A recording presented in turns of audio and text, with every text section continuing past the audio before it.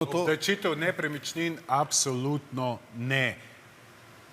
Davek na nepremičnine je najemnina, ki jo lastnik plačuje za to, da živi v lastni hiši, za katero je odvajal že nešteto davka skozi razne transferje.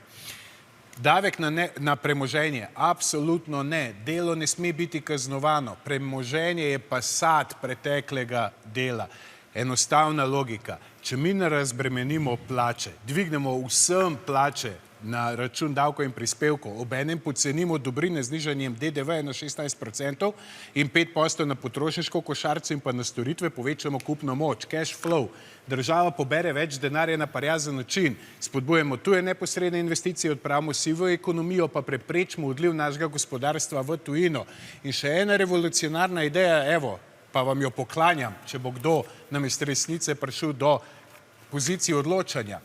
Mi imamo en kup upokojencev, ki so željni delati, pa ne želijo, ker jim država odtegne določen del pokojnine. Če zagotovimo, da jim pustimo pokojnino in da lahko delajo 16 ur na teden, bomo nabrali 100 000 upokojencev, ki bi to radi delali.